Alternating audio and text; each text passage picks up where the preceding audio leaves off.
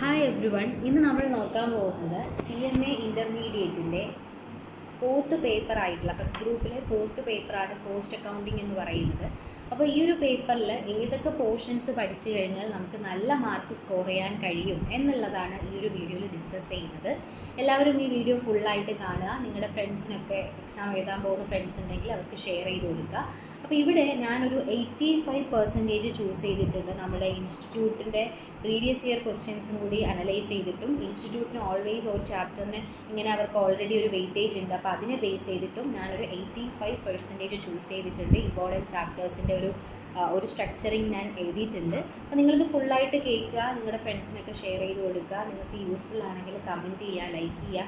അപ്പോൾ എന്താണ് ഞാൻ ഇതിൽ തൊട്ട് മുന്നേ ഉള്ള വീഡിയോ ചാനലിൽ നോക്കിക്കഴിഞ്ഞാൽ അക്കൗണ്ട്സിൻ്റെയും ടാക്സേഷൻ്റെയും വീഡിയോ ഓൾറെഡി അപ്ലോഡ് ചെയ്തിട്ടുണ്ട്. സോ ഇത് കോസ്റ്റ് അക്കൗണ്ടിങ്ങിന് വേണ്ടി ചെയ്തതാണ്. അപ്പോൾ അത് രണ്ടും ഞാൻ 4 അറ്റംപ്റ്റിൽ, അതായത് സിലബസ് മാറിക്കഴിഞ്ഞ് 4 അറ്റംപ്റ്റിൽ എക്സാം നടന്നു. ആ 4 അറ്റംപ്റ്റിൻ്റെ ക്വസ്റ്റ്യൻ പേപ്പേഴ്സ് നോക്കിയിട്ടാണ് ഞാൻ ആ ഒരു അനാലിസിസ് നടത്തിയത്. പക്ഷേ ഇവിടെ ഞാൻ 3 അറ്റംപ്റ്റ് എടുത്തിട്ടുള്ളൂ. അതായത് ഡിസംബർ 2023, ജൂൺ 2024, ഡിസംബർ 2024, അങ്ങനെ 3 അറ്റംപ്റ്റിൻ്റെ ക്വസ്റ്റ്യൻ പേപ്പറും ഇൻസ്റ്റിറ്റ്യൂട്ട് പറഞ്ഞിരിക്കുന്ന വെയിറ്റേജും ബേസ് ചെയ്തിട്ടാണ് ഇത് ഞാൻ ചെയ്തത്. കാരണം എൻ്റെ കയ്യിലൊരു ക്വസ്റ്റ്യൻ പേപ്പർ അവൈലബിൾ അല്ല. അപ്പോൾ അതിന് ഇനി കിട്ടത്തേ ഉള്ളൂ. അപ്പോൾ അതുകൊണ്ടാണ്, ആ ക്വസ്റ്റ്യൻ പേപ്പർ ഇല്ലാത്തതുകൊണ്ടാണ് ഞാൻ അതും കൂടി ഇൻക്ലൂഡ് ചെയ്യാത്തത്. മാക്സിമം എനിക്ക് കഴിയുന്ന രീതിയിലെല്ലാം നോക്കി ഇൻസ്റ്റിറ്റ്യൂട്ടിൻ്റെ വെയിറ്റേജും ഈ പ്രീവിയസ് ഇയറും നോക്കി ഞാൻ ഈ ഒരു വീഡിയോ ചെയ്യുന്നത്. അപ്പോൾ ഇത് ഞാൻ ഫോളോ ചെയ്തതാണ്. ഞാൻ ഇപ്പോൾ ഈ വന്ന റിസൾട്ടിൽ, ഇപ്പോൾ റിസൾട്ട് വന്നിട്ടൊരു 2 ദിവസമേ ആയിട്ടുള്ളൂ.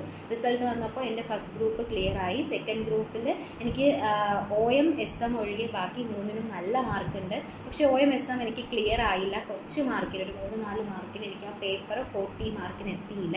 അപ്പോൾ അതുകൊണ്ട് എനിക്ക് ആ ഒരു സബ്ജക്റ്റ് ക്ലിയർ ആവാത്തത് കൊണ്ട് എനിക്ക് ആ ഗ്രൂപ്പേ ക്ലിയർ ആയില്ല. ബാക്കി 3നും നല്ല മാർക്കുണ്ട്. അപ്പോൾ അങ്ങനെയാണ് എൻ്റെ ഒരു റിസൾട്ടിൻ്റെ ആ ഒരു പൊസിഷൻ എന്ന് പറയുന്നത്. നിലവിൽ ഇങ്ങനെയാണ് നിൽക്കുന്നത്. അപ്പോൾ ഞാൻ പഠിച്ച രീതി, അല്ലെങ്കിൽ ഞാൻ ഫോളോ ചെയ്ത ആ ഒരു രീതിയാണ് ഞാൻ നിങ്ങൾക്ക് ഷെയർ ചെയ്യുന്നത്. ഞാൻ മാക്സിമം ഹെൽപ്പ് ചെയ്യാനായിട്ട് നിങ്ങൾക്ക് ശ്രമിക്കുന്നുണ്ട്. അപ്പോൾ നിങ്ങൾക്കിത് യൂസ്ഫുൾ ആണെങ്കിൽ നിങ്ങൾ ഇത് കമൻറ്റ് ചെയ്യുക കേട്ടോ, ലൈക്ക് ചെയ്യുക, കമൻറ്റ് ചെയ്യുകയൊക്കെ ചെയ്യാം. ഓക്കെ, അപ്പോൾ ഞാൻ ഈ ഒരു വീഡിയോയിലേക്ക് വരികയാണ്. ഫസ്റ്റ് ഞാൻ ഏറ്റവും ഇമ്പോർട്ടൻസ് കൊടുത്തിട്ടുണ്ടായിരുന്നു. അപ്പോൾ ഞാനൊരു ലിസ്റ്റ് ഇവിടെ ക്രിയേറ്റ് ചെയ്തിട്ടുണ്ട്. നിങ്ങൾക്ക് നോക്കിക്കഴിഞ്ഞാൽ മനസ്സിലാവും. ടോട്ടൽ നമുക്ക് കോസ്റ്റിങ്ങിൽ 15 ചാപ്റ്റേഴ്സ് ഉണ്ട്. പക്ഷേ അതിനകത്ത് ഞാനൊരു 11 ചാപ്റ്റേഴ്സ് മാത്രമേ, ഒരു 11 ചാപ്റ്റേഴ്സ് മാത്രമേ ഞാൻ സെലക്ട് ചെയ്തിട്ടുള്ളൂ. അത് ആ 11 ചാപ്റ്റേഴ്സ് പക്ക നിങ്ങൾ പഠിക്കുകയാണെങ്കിൽ നിങ്ങൾക്ക് ഷുവർ ആണ് ഒരു 85-80 റേഞ്ചിലൊക്കെ മാർക്ക് സ്കോർ ചെയ്യാൻ പറ്റും. പക്ക പഠിക്കുകയാണെങ്കിൽ പ്രീവിയസ് ഇയർ ക്വസ്റ്റ്യനും നോക്കി, എക്സാം നമ്മുടെ ടെക്സ്റ്റിലുള്ള എല്ലാ ഇല്ലുസ്ട്രേഷൻസ് ഒക്കെ നോക്കി റിവൈസ് ഒക്കെ ചെയ്ത് നിങ്ങൾ പഠിക്കുകയാണെങ്കിൽ ഷുവറായിട്ട് നിങ്ങൾക്കൊരു 80-85 മാർക്ക് സ്കോർ ചെയ്യാൻ പറ്റുന്ന ഒരു പേപ്പറാണിത്. അതുപോലെ തന്നെ ഈ ഒരു ലിസ്റ്റ് ഞാൻ ക്രിയേറ്റ് ചെയ്തിരിക്കുന്നത് നമ്മൾ ഡിസ്ക്രിപ്റ്റീവ് ഏരിയ നോക്കിയിട്ട് മാത്രമാണ്. MCQ ഞാൻ നോക്കിയിട്ടില്ല. കാരണം MCQൻ്റെ പാറ്റേൺ അല്ലെങ്കിൽ ഇന്ന വർഷം ഇത്ര അങ്ങനെ ഒരു സാധാരണ ഒരു പാറ്റേൺ ഇല്ല.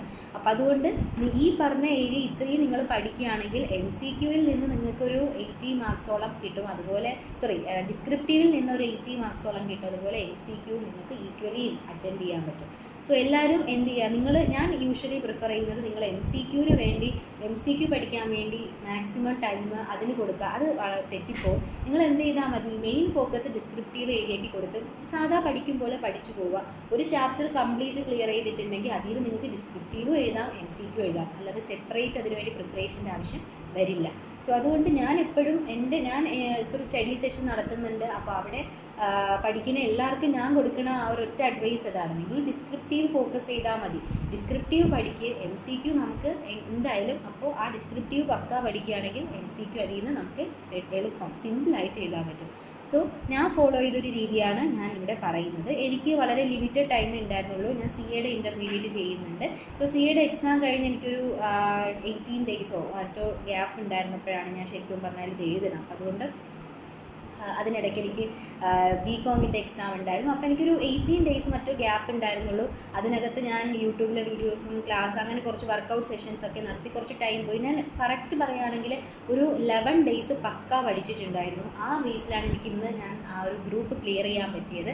മാത്രമല്ല ഞാൻ മെയിൻ ഫോക്കസ് CA ഇൻ്റർമീഡിയറ്റിന് കൊടുത്ത് പഠിച്ചതുകൊണ്ട് അത്യാവശ്യം അഡ്ജസ്റ്റ്മെൻറ്റ്സ് വരുന്ന വലിയ ലെങ്തി ക്വസ്റ്റ്യൻസും കാര്യങ്ങളും ഒക്കെ പഠിക്കാൻ പറ്റി. അപ്പോൾ അതുകൊണ്ട് ഇതിൽ വരുമ്പോൾ കുറച്ചും കൂടി എനിക്ക് ഈസി ആയിട്ട് ഫീൽ ചെയ്തു. അതുകൊണ്ട് കൺസെപ്റ്റ് അത്യാവശ്യം നല്ല ഓക്കെ ആയിരുന്നു. അതുകൊണ്ട് 11 ഡേയ്സിൽ എനിക്ക് എൻ്റെ റിവിഷൻ ഓക്കെ ആക്കാൻ പറ്റി, എക്സാം പാസ്സാവാനും പറ്റി. സോ അതുകൊണ്ട് ഞാൻ എങ്ങനെയാണ് നോക്കിയത് എന്നുള്ളതാണ് ശരിക്കും ഞാനിവിടെ പറയുന്നത്. നിങ്ങൾ ഇത് വീഡിയോ ഫുള്ളായിട്ട് കാണാം. എനിക്ക് ഏറ്റവും ആദ്യം പറയാനുള്ളൊരു കാര്യം, ഏറ്റവും ഇമ്പോർട്ടൻ്റ് ആയിട്ട് പറയാനുള്ളൊരു കാര്യം, കോസ്റ്റിങ്ങിൽ നിങ്ങൾ എപ്പോഴും മെയിൻ ഫോക്കസ് കൊടുക്കേണ്ടത് ഈ ഒരു ചാപ്റ്ററിനാണ്. ഈ ഒരു ചാപ്റ്റർ ഉണ്ടോ, കോസ്റ്റ് അക്കൗണ്ടിങ് സ്റ്റാൻഡേർഡ് വളരെ ഇമ്പോർട്ടൻ്റ് ആണ്. ഞാൻ കഴിഞ്ഞ 3 അറ്റംപ്റ്റിലും 12 മാർക്സ് വെയിറ്റേജ് ഡിസ്ക്രിപ്റ്റീവിൽ നിന്ന് വന്ന ഒരു ഏരിയ ആണിത്. ശരിക്കും പറഞ്ഞാൽ ഈ വെരി ഇമ്പോർട്ടൻറ്റ് ചാപ്റ്റർ, അതായത് കോസ്റ്റിങ്ങിൽ ഏറ്റവും ഇമ്പോർട്ടൻറ്റ് ചാപ്റ്റർ എന്ന് ചോദിച്ചാൽ ഞാൻ പറയുന്ന ചാപ്റ്റർ കോസ്റ്റ് അക്കൗണ്ടിങ് സ്റ്റാൻഡേർഡ് ആണ്. എളുപ്പമാണ് പഠിക്കാൻ. ആ ടെക്സ്റ്റ് നമ്മുടെ ഇൻസ്റ്റിറ്റ്യൂട്ടിൻ്റെ സ്റ്റഡി മെറ്റീരിയലില്ലേ, ആ ടെക്സ്റ്റിനകത്ത് എനിക്ക് തോന്നുന്നു ഒരു 6-7 പേജ് ഉണ്ട്. അതും എല്ലാ സെൻറ്റൻസും സിമിലറാണ്. ജസ്റ്റ് ഒരു 24 സംതിങ് 24 കോസ്റ്റ് അക്കൗണ്ടിങ് സ്റ്റാൻഡേർഡ്സ് പറയുന്നുണ്ട്. ആ 24ൻ്റെ പേര് നിങ്ങൾ പഠിച്ചു കഴിഞ്ഞാൽ തന്നെ ഒരു 50% കംപ്ലീറ്റ് ആയി. പിന്നെ എന്താണ് ഇപ്പോൾ ഓരോ സ്റ്റാൻഡേർഡും എന്താണ് ഡീലർ കോസ്റ്റിൻ്റെ ക്ലാസിഫിക്കേഷൻ, പ്രൊഡക്ഷൻ ഓവർ ഹെഡ് അല്ലാതെ ഓരോന്നും അതിനകത്ത് പറയുന്നുണ്ട്. അപ്പോൾ എന്താണത് ഡീൽ ചെയ്യുന്നത് എന്നുള്ളത് ജസ്റ്റ് ഒരു 2 സെൻറ്റൻസ് മറ്റോ ഡിഫറൻസ് വരും. അതും ആദ്യത്തെ 6-7 കോസ്റ്റ് അക്കൗണ്ടിങ് സ്റ്റാൻഡേർഡ്സിൽ മാത്രമേ ആ ഒരു ഡിഫറൻസ് ഉള്ളൂ. ബാക്കി എല്ലാം സെൻറ്റൻസ് എല്ലാം സെയിം ആണ്, പേര് മാറ്റി കൊടുത്താൽ മാത്രം മതി. ഏറ്റവും എളുപ്പമുള്ള ചാപ്റ്റർ ഫോർ മീ എനിക്ക് കോസ്റ്റ് അക്കൗണ്ടിങ് സ്റ്റാൻഡേർഡ്സ് ആണ് ഏറ്റവും എളുപ്പം. ഞാൻ കോസ്റ്റിംഗ് പഠിക്കാൻ തുടങ്ങിയാൽ ആദ്യം എടുത്ത് തീർക്കുന്നതും കോസ്റ്റ് അക്കൗണ്ടിങ് സ്റ്റാൻഡേർഡ്സ് ആണ്. ഞാനത് റിപ്പീറ്റഡ്ലി പഠിച്ചുകൊണ്ട് തന്നെ എനിക്ക് എക്സാം ടൈമിൽ 30 മിനിറ്റ്സ് മതിയായിരുന്നു ആ ഒരു ചാപ്റ്റർ മൊത്തം ഒന്ന് റിവൈസ് ചെയ്തെടുക്കാൻ. അതും ഞാൻ എക്സാമിന് എനിക്ക് കണ്ടിന്യൂസ് എക്സാം, ബോത്ത് ഗ്രൂപ്പായിട്ട് എക്സാം ഉള്ളതുകൊണ്ട് ഞാൻ കോളേജിൽ പോയിട്ട് എക്സാം സെൻറ്ററിൽ പോയിട്ട് അവിടെ നിന്ന് ഒരു 30 മിനിറ്റ്സ് സ്പെൻഡ് ചെയ്തിട്ടാണ് ഈ ചാപ്റ്റർ നോക്കിയിരുന്നത്. കാരണം എനിക്ക് അത്രയും പക്ക ക്ലിയർ ആണ് ഈ ഒരു ഏരിയ. കാരണം ഞാൻ ഒരുപാട് തവണ പഠിച്ചു ആൻഡ് ഇത് സിമ്പിളുമാണ്. പലരും കോസ്റ്റ് അക്കൗണ്ടിങ് സ്റ്റാൻഡേർഡ്സ് പഠിക്കാറില്ല, പാടാണ്, തിയറിയാണ് എന്നൊക്കെ പറഞ്ഞ് സ്കിപ്പ് ചെയ്യും. പക്ഷേ നിങ്ങളതൊരു വലിയ മിസ്റ്റേക്കാണ് നടക്കുന്നത്. ഇതാണ് ഏറ്റവും എളുപ്പവും ഏറ്റവും വെയിറ്റേജും ഉള്ളത് ഇതിനാണ്. അപ്പോൾ നിങ്ങൾ എന്ത് ചെയ്യുക, ഈ ഒരു ചാപ്റ്റർ സ്കിപ്പ് ചെയ്യാണ്ട് നോക്കുക. അപ്പോൾ അതിന് ചെയ്യാനുള്ളത് ഇത്രയേ ഉള്ളൂ. ടെക്സ്റ്റ് എടുക്കുക, ആ എല്ലാ സ്റ്റാൻഡേർഡ്സും വായിക്കുമ്പോൾ നിങ്ങൾക്ക് മനസ്സിലാവും എല്ലാത്തിൻ്റെയും സെൻറ്റൻസ് സിമിലർ ആണ്, പേര് വ്യത്യാസമുണ്ട്. ആ പേര് 24 പേര് അങ്ങ് പഠിച്ചാൽ അത് 50% കംപ്ലീറ്റ് ആയി. പിന്നെ ഒരു സെൻറ്റൻസ് എല്ലാം സിമിലർ ആണ്. പിന്നെ ആദ്യത്തെ ഒരു 5-6 എണ്ണത്തിൽ കുറച്ചുകൂടി കണ്ടൻറ്റ് ഡീറ്റെയിൽഡ് ഉണ്ട്, അതൊന്ന് നോക്കുക. ബാക്കിയുള്ള ആ ഒരു 18 കോസ്റ്റ് അക്കൗണ്ടിങ് സ്റ്റാൻഡേർഡ്സും നെയിം ഡിഫറെൻ്റ് ആണെന്നേ ഉള്ളൂ. കൺസെപ്റ്റ് അതിനകത്ത് പറഞ്ഞേക്കുന്ന സെൻറ്റൻസ് ഒക്കെ സിമിലറാണ്. നെയിം മാറ്റി ഇട്ട് കൊടുത്താൽ എഴുതാൻ പറ്റും. 12 മാർക്ക് ഡിസ്ക്രിപ്റ്റീവിൽ നിന്ന് വരും. മാത്രമല്ല MCQവിൽ നിന്ന് 1-2 വരുമെന്ന് എനിക്ക് തോന്നുന്നു. 2 എണ്ണമാണ് മിനിമം വരുന്നത്. അപ്പോൾ നിങ്ങൾ ആലോചിച്ച് നോക്കുക, ഈ ഒരു ഏരിയയിൽ എത്ര മാർക്കിൻ്റെ വെയിറ്റേജ് വരുന്നുണ്ട്? 16 മാർക്കിൻ്റെ വെയിറ്റേജ് വരുന്നുണ്ട്. എങ്കിലും ഞാൻ ഡിസ്ക്രിപ്റ്റീവ് മെയിൻ ഫോക്കസ് പറഞ്ഞതുകൊണ്ട് ഈ ഡിസ്ക്രിപ്റ്റീവ് നിങ്ങൾ പഠിച്ചാൽ മതി. ബാക്കി MCQ നിങ്ങൾക്ക് ഷുവർ ആയിട്ട് എഴുതാൻ പറ്റും. സോ അതുകൊണ്ട് ഇവിടെ ഞാൻ MCQ ഒന്നും ഇൻക്ലൂഡ് ചെയ്തിട്ടില്ല, ജസ്റ്റ് ഡിസ്ക്രിപ്റ്റീവേ പറഞ്ഞിട്ടുള്ളൂ. സോ കോസ്റ്റ് അക്കൗണ്ടിങ് സ്റ്റാൻഡേർഡ് പക്ക നിങ്ങൾ ആദ്യം പ്രയോറിറ്റി കൊടുത്ത് പഠിക്കാൻ നിങ്ങൾക്ക് 12 മാർക്സ് ഷുവർ ആയിട്ട് കിട്ടും. അത് ഉറപ്പാണ്. ഞാൻ പഠിച്ച രീതി അതാണ്, ഞാൻ ഫോളോ ചെയ്ത രീതിയാണ്, എനിക്കത് വർക്ക് ആയിട്ടുണ്ട്. അതുകൊണ്ടാണ് ഞാൻ നിങ്ങൾക്കത് ഷെയർ ചെയ്യുന്നത്. അപ്പോൾ ഏറ്റവും ഫസ്റ്റ് പ്രയോറിറ്റി നിങ്ങൾ എന്ത് ചെയ്യുക, കോസ്റ്റ് അക്കൗണ്ടിങ് സ്റ്റാൻഡേർഡ്സിന് തന്നെ കൊടുക്കുക. പിന്നെ നിങ്ങൾ അടുത്തൊരു സെക്കൻഡ് പ്രയോറിറ്റി കൊടുക്കേണ്ട ഒരു ഏരിയ എന്ന് പറയുന്നത് ഇതാണ്, ഇൻട്രൊഡക്ഷനിൽ ഒരു പർട്ടിക്കുലർ ഒരു പാറ്റേൺ. ഞാൻ എന്തുകൊണ്ട് ഇൻട്രൊഡക്ഷൻ, കാരണം ആദ്യം 11 മാർക്ക്, പിന്നെ 4 മാർക്ക്, പിന്നെ 11. അപ്പോൾ ഈ 11, 4, 11 എന്നൊരു റേഞ്ച് കിടക്കാണ്. ഷുവർ ആയിട്ട് ഇത്ര വരുമോ അങ്ങനെയില്ല. അപ്പം ഞാൻ അതിനൊരു ആവറേജ് മാർക്ക് ഇട്ടു 8 മാർക്ക്. ഇതിനെന്തുകൊണ്ട് പ്രയോറിറ്റി കൊടുക്കാൻ പറഞ്ഞു എന്ന് പറഞ്ഞാൽ ഇതിനകത്താണ് ഇൻട്രൊഡക്ഷനിലാണ് കോസ്റ്റ് ഷീറ്റ് കാര്യങ്ങളൊക്കെ വരുന്നത്. കോസ്റ്റ് ഷീറ്റ് ഇമ്പോർട്ടൻ്റ് ആണ്. കോസ്റ്റ് ഷീറ്റ് അറിഞ്ഞിരിക്കണം. കോസ്റ്റിംഗ് പഠിക്കുന്ന ഒരാൾ, അത് മാത്രമല്ല നമ്മൾ CMA ആണ്, അപ്പം കോസ്റ്റ് ഷീറ്റൊക്കെ നമ്മൾ അറിഞ്ഞിരിക്കണം. സോ അതിനൊരു ഫോർമാറ്റ് ഉണ്ട്. ജസ്റ്റ് ആ ഒരു ഫോർമാറ്റ് പഠിച്ചു കഴിഞ്ഞാൽ ആ ക്വസ്റ്റ്യനൊക്കെ വളരെ സിമ്പിളായിട്ട് ചെയ്യാൻ പറ്റും. അപ്പോൾ എന്ത് ചെയ്യുക, ആ ഒരു ചാപ്റ്റർ ആരും സ്കിപ്പ് ചെയ്യാണ്ടിരിക്കുക. ഭയങ്കര ഇമ്പോർട്ടൻ്റ് ആണ് എന്ന് ഞാൻ പറയില്ല, എന്നാൽ ഇമ്പോർട്ടൻറ്റും ആണ്. എന്നുവെച്ചാൽ വെയിറ്റേജ് ഉണ്ട്, അറൗണ്ട് ഒരു 8 മാർക്സ് 8 മാർക്ക് ഞാൻ മിനിമം വെയിറ്റേജ് ഇട്ടതാണ്. കാരണം എനിക്ക് ഷുവർ പറയാൻ പറ്റില്ല. ഇപ്പോൾ 4 മാർക്സ് ഇടയ്ക്ക് വന്നിട്ടുണ്ട്. സോ അതുകൊണ്ട് എനിക്ക് ഷുവർ പറയാൻ പറ്റില്ല. പക്ഷേ ഇമ്പോർട്ടൻ്റ് ആണ്. ബേസിക്സ് ആണ് ഈ ഇൻട്രൊഡക്ഷനിൽ പറയുന്ന, കോസ്റ്റ് ഷീറ്റ് ഉൾപ്പെടെ ആ ഒരു ചാപ്റ്ററിൽ പറയുന്ന ബേസിക്കാണ്. അത് അറിയാണ്ട് പോയിട്ട് ഒന്നും ചെയ്യാൻ പറ്റില്ല.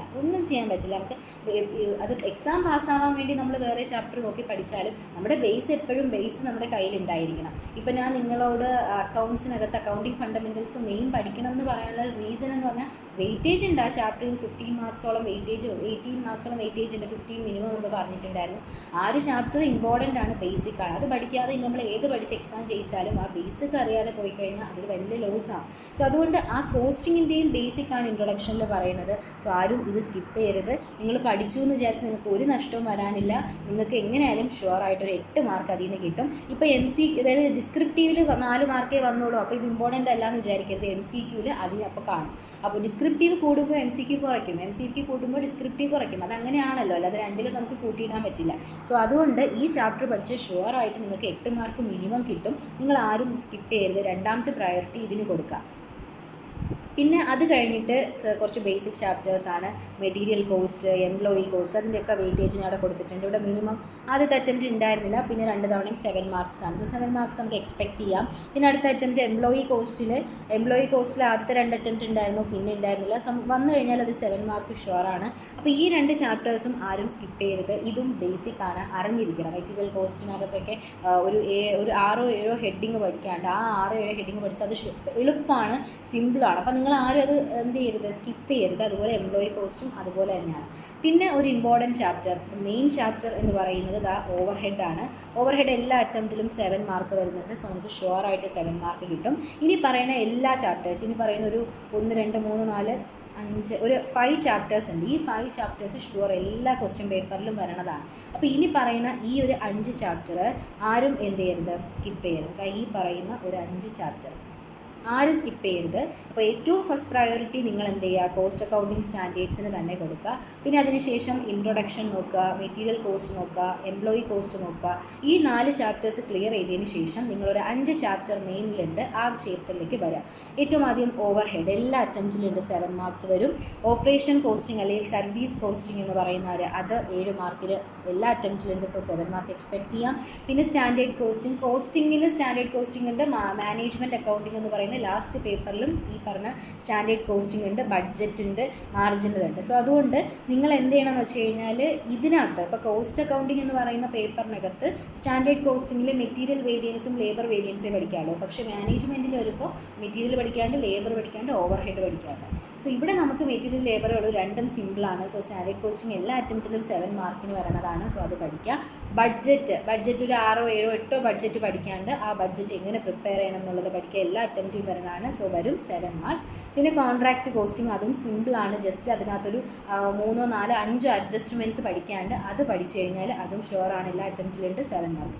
സോ ഈ 5 ചാപ്റ്റർ ആരും സ്കിപ്പ് ചെയ്യരുത്. Over head, operation costing, standard costing, budget, contract costing എല്ലാ അറ്റംപ്റ്റിലും 7 മാർക്കിൽ വരുന്നതാണ്. സോ നമുക്ക് ഇപ്പോഴും അത് എക്സ്പെക്റ്റ് ചെയ്യാവുന്നതാണ്.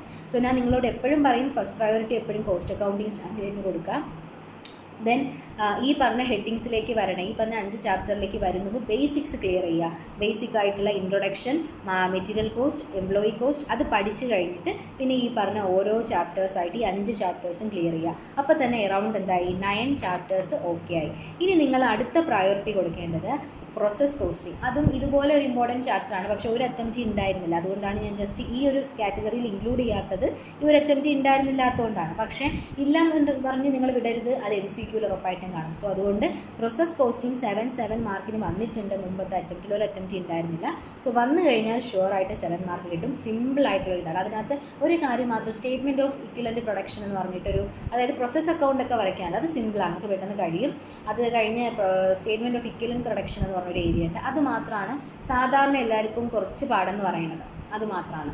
അത് മനസ്സിലാക്കി, ആ ഒരു കൺസെപ്റ്റ് മനസ്സിലാക്കി പഠിച്ചു കഴിഞ്ഞാൽ അതിനൊരു ഫോർമാറ്റ് ഉണ്ട്. വലിയ കാര്യങ്ങളൊന്നുമില്ല, അത് മനസ്സിലാക്കി കഴിഞ്ഞാൽ അത് ഓക്കെയാണ്. അപ്പോൾ അതാണ് പ്രോസസ് കോസ്റ്റിംഗ് എന്ന് പറയുന്ന ആ ഒരു ഏരിയ. അതാരും സ്കിപ്പ് ചെയ്യരുത്. ഇത് ഇത്രയും കഴിഞ്ഞാൽ 9 ചാപ്റ്റേഴ്സ് കഴിഞ്ഞാൽ പിന്നെ നിങ്ങൾ നോക്കാനുള്ളത് പ്രോസസ് കോസ്റ്റിംഗ് ആണ്.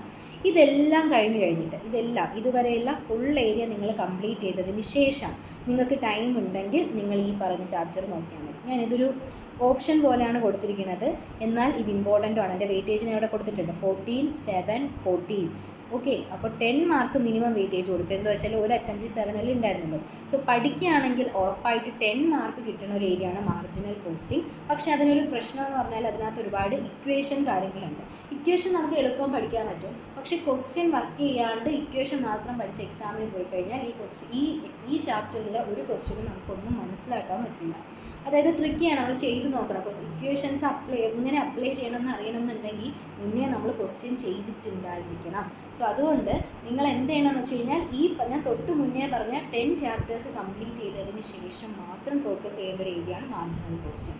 നിങ്ങൾക്ക് അറിയുന്നുണ്ടെങ്കിൽ പ്രശ്നമില്ല, അറിയില്ല ഫ്രഷായിട്ട് തുടങ്ങാതിരിക്കുകയാണെങ്കിൽ നിങ്ങൾ എന്ത് ചെയ്യണം, ഏറ്റവും ലാസ്റ്റ് പ്രയോറിറ്റി കൊടുക്കുക. വെയിറ്റേജിൻ്റെ പ്രശ്നം, വെയിറ്റേജ് കുറവായതുകൊണ്ടൊന്നുമല്ല, വെയിറ്റേജ് ഒക്കെ ഉണ്ട്, പക്ഷേ കുറച്ച് ട്രിക്കിയാണ്, കുറച്ച് ടൈം കൺസ്യൂമിംഗ് ആണ്. അപ്പോൾ അതുകൊണ്ട് ആദ്യം ഈ പറഞ്ഞ ഇത്രയും, കാരണം ആദ്യമേ മാർജിൻ എടുത്ത ചിലപ്പോൾ തീരത്തില്ല, അപ്പോൾ നിങ്ങൾക്ക് ബാക്കി പഠിക്കാൻ പറ്റിയെന്നില്ല. സോ അതുകൊണ്ട് ഈ പറഞ്ഞ ചാപ്റ്റേഴ്സ് ഏതൊക്കെയാണെടാ, cost accounting standards, introduction, material, employee, overhead operation costing, standard costing, budget, contract costing, process costing, അങ്ങനെ ആ ഒരു 10 ചാപ്റ്റേഴ്സ് മെയിൻ ഫോക്കസ് കൊടുത്ത് പഠിച്ചിട്ട് ടൈം ഉണ്ടെങ്കിൽ നിങ്ങൾ മാർജിനൽ കോസ്റ്റിംഗ് നോക്കുക, അതിൻ്റെ മാക്സിമം ക്വസ്റ്റ്യൻസ് ചെയ്യുക. പഠിക്കുകയാണെങ്കിൽ ഷുവർ 10 മാർക്ക് കിട്ടുന്ന ഒരു ഏരിയയാണ്.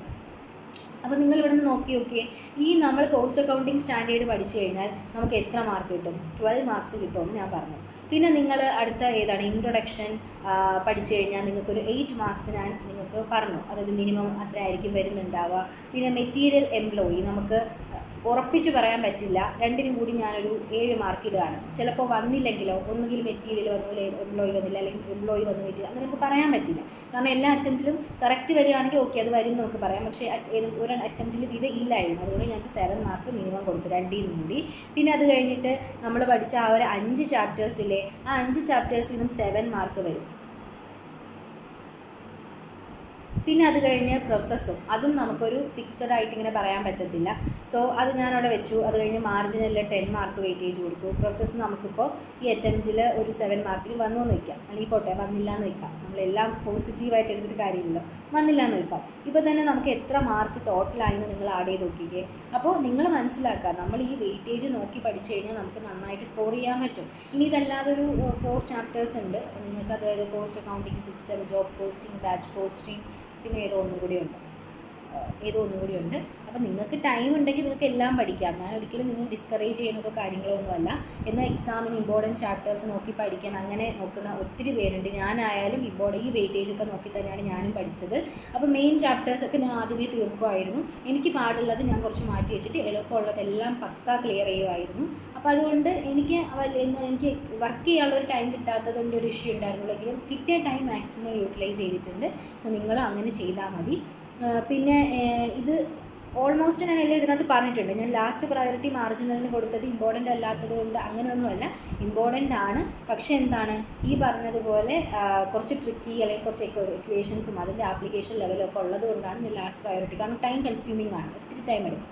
സോ അതുകൊണ്ടാണ് അങ്ങനെ പറഞ്ഞത്. അപ്പോൾ ഇത്രയാണ് കോസ്റ്റിംഗ് എന്നൊരു സബ്ജക്റ്റിനെ പറ്റി എനിക്ക് പേഴ്സണലി പറയാനുള്ളത്. ഇങ്ങനെയാണ് ഞാൻ മനസ്സിലാക്കിയിടത്തോളം കോസ്റ്റിംഗ് ഇങ്ങനെ പഠിച്ചു കഴിഞ്ഞാൽ നല്ല മാർക്ക് സ്കോർ ചെയ്യാൻ പറ്റും.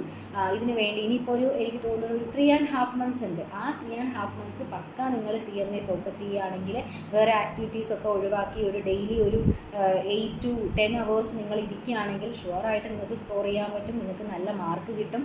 അതെനിക്ക് ഷുവറാണ്. നിങ്ങൾ ഇനി ഉള്ള 3.5 months പക്ക ടൈം ടേബിളൊക്കെ കൊടുത്ത് റിവിഷൻ കാര്യങ്ങളൊക്കെ കൊടുത്ത് ക്ലാസ് മറന്നു പോയിട്ടുണ്ടെങ്കിൽ ക്ലാസ് ഒന്നേന്ന് വാങ്ങി ഒരു ഗൈഡ് ലൈനൊക്കെ വെച്ചിട്ട് ഒരു കറക്റ്റ് നിങ്ങളെ ഗൈഡ് ചെയ്യാൻ ഒരാളുണ്ടെങ്കിൽ നിങ്ങൾക്ക് കറക്റ്റായിട്ട് അത് ചെയ്യാനും പറ്റും.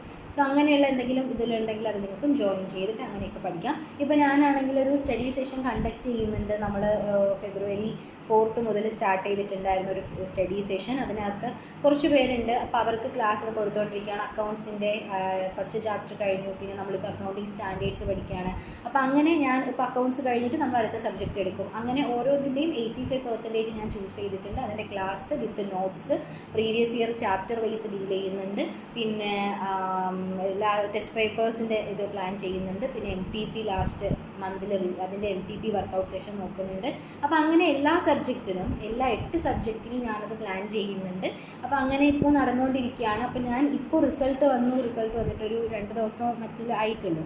സോ അതുകൊണ്ട് ഇനി റിസൾട്ട് വന്നതിന് ശേഷം ഞാനൊരു post result batch February 16th തൊട്ട് സ്റ്റാർട്ട് ചെയ്യാൻ ഉദ്ദേശിക്കുന്നുണ്ട്. For all subject, both group ആയാലും സിംഗിൾ ഗ്രൂപ്പ് ആയാലും ജോയിൻ ചെയ്യാൻ താല്പര്യമുള്ളവരുണ്ടെങ്കിൽ എനിക്ക് ഈ നമ്പറിലൊന്ന് മെസ്സേജ് ചെയ്താൽ മതി. ഞാൻ അതിൻ്റെ ഡീറ്റെയിൽസ് കാര്യങ്ങളൊക്കെ നിങ്ങൾക്ക് ഷെയർ ചെയ്യാം. അപ്പോൾ എല്ലാ ക്ലാസ്സസും ഞാൻ ജസ്റ്റ് ഒന്നൊരു ഔട്ട്ലൈൻ പറയാം. എല്ലാ സബ്ജക്റ്റിൻ്റെയും 85% നമ്മൾ ചൂസ് ചെയ്തിട്ടുണ്ട്.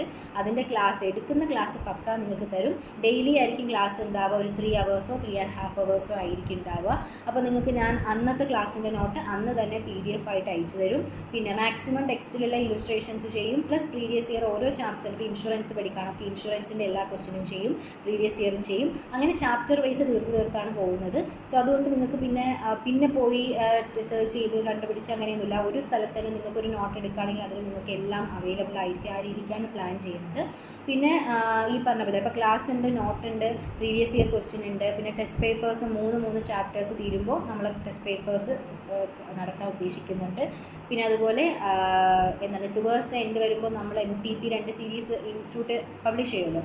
സോ ആ സമയത്ത് നമ്മൾ അതും ചെയ്യും. ഇപ്പോൾ എക്സാം ടൈം ടേബിൾ ഇന്ന് വന്നിട്ടുണ്ട്. June 11 തൊട്ടാണ് എക്സാം സ്റ്റാർട്ട് ചെയ്യുന്നത്. സോ നമ്മുടെ സെഷൻ മെയ് ലാസ്റ്റ് വരെ, May 31 വരെയാണ് ഞാൻ ഉദ്ദേശിക്കുന്നത്. സോ ബാക്കി 10 days നിങ്ങൾക്ക് തന്നെ നിങ്ങളുടെ രീതിക്ക് റിവൈസ് ചെയ്ത് കൊണ്ടുപോകാം.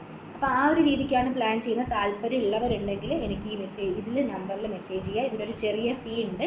സബ്ജക്റ്റ് വൈസ് 500 മാത്രമേ ചാർജ് ചെയ്യുന്നുള്ളൂ. ബോത്ത് ഗ്രൂപ്പ് ആണെങ്കിൽ ചെറിയൊരു ഡിസ്കൗണ്ട് പോലെ കൊടുത്തിട്ടുണ്ട്. അപ്പോൾ താല്പര്യമുള്ളവരുണ്ടെങ്കിൽ, അതിപ്പോൾ ഒരു ഗ്രൂപ്പ് ആയിക്കോട്ടെ ബോത്ത് ഗ്രൂപ്പ് ആയിക്കോട്ടെ, താല്പര്യം ഉണ്ടെന്നുണ്ടെങ്കിൽ നിങ്ങൾ എനിക്ക് പേഴ്സണലി ഈ ഒരു നമ്പറിൽ മെസ്സേജ് ചെയ്താൽ മതിയാവും. ബാക്കി കാര്യങ്ങളൊക്കെ ഞാൻ അപ്പോൾ വാട്സാപ്പിൽ ഷെയർ ചെയ്യാം. ഓക്കെ. അപ്പോൾ ക്ലാസ്സസ് ഒക്കെ വേണം, പക്ക ഫോളോ ചെയ്യണം. റിവിഷൻ, ആ ഒരു ടൈം ടേബിൾ, ഡെയിലി ടാർഗറ്റ്സ്, കാര്യങ്ങളൊക്കെ നമ്മൾ അതിനകത്ത് പറയും എങ്ങനെയാണ് എന്നൊക്കെ ഉള്ളത്. കാരണം ഇന്ന് പഠിക്കുന്നത് ഇന്ന് കളഞ്ഞിട്ട് പോയിട്ട് കാര്യമില്ല. അത് നാളെ പഠിക്കുന്നതിൻ്റെ കൂടെ ഇന്ന് പഠിച്ചതും കൂടി റിവൈസ് ചെയ്തിട്ടേ കാര്യമുള്ളൂ.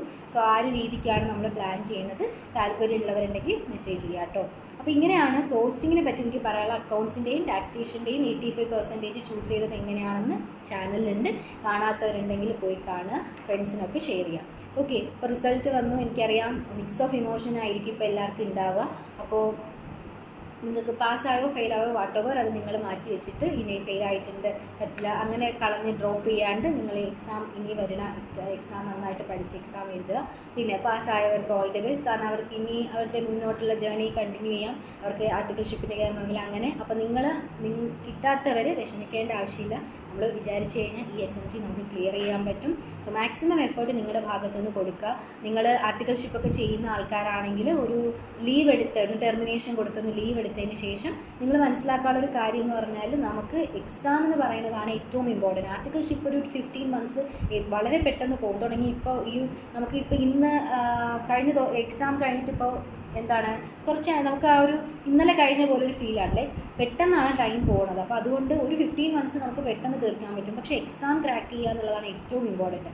നമുക്ക് നമ്മുടെ ഈ ഒരു ഏജ് എന്ന് പറഞ്ഞാൽ നമുക്ക് ഏറ്റവും നന്നായിട്ട് പ്രിപ്പയർ ചെയ്യാനും നമുക്ക് കുറച്ചുകൂടി കോൺസെൻട്രേഷൻ കിട്ടുന്ന ഒരു ഏജാണ്. സോ ഈ ഒരു ഏജിൽ മാക്സിമം അത് ക്ലിയർ ചെയ്ത് വെക്കാനാണ് ശ്രമിക്കാറുള്ളത്. ആർട്ടിക്കിൾഷിപ്പ് നമുക്ക് എപ്പോഴും ചെയ്യാം.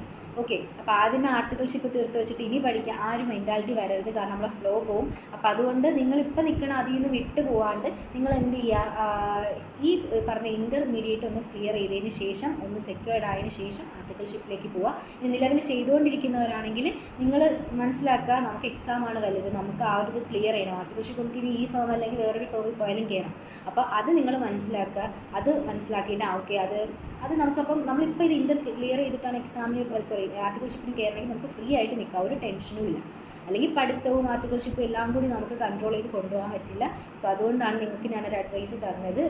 അങ്ങനെ ചെയ്യുന്നവരുണ്ടെങ്കിൽ ജസ്റ്റ് ഒന്ന് ടെർമിനേഷൻ കൊടുത്തിട്ട് നിങ്ങളിതിൽ ഫോക്കസ് ചെയ്ത് ഇത് ക്ലിയർ ചെയ്തിട്ട് നിങ്ങളുടെ ആർട്ടിക്കിൾഷിപ്പ് കണ്ടിന്യൂ ചെയ്യുക, അല്ലെങ്കിൽ അത് പുതുതായിട്ട് സ്റ്റാർട്ട് ചെയ്യും. ഓക്കെ. അപ്പോൾ ഇതാണ് എനിക്ക് പറയാനുള്ളത്. കോസ്റ്റിങ്ങിൻ്റെ കംപ്ലീറ്റ് ഡീറ്റെയിൽസ് ഞാൻ ഇവിടെ പറഞ്ഞിട്ടുണ്ട്. ഇത് എൻ്റെ പേഴ്സണൽ ഇതിൽ നിന്ന് അങ്ങനെയൊന്നും എടുത്തല്ല. ഞാൻ ഫുള്ള് നോക്കി ഒരുപാട് അനലൈസ് ചെയ്തതിന് ശേഷമാണ് ഇത് എടുത്തിട്ടുള്ളത്. ഇനി ബാക്കിയുള്ള 5 സബ്ജക്റ്റിൻ്റെയും വീഡിയോ പുറകെ ഞാൻ ഇടുന്നതാണ്.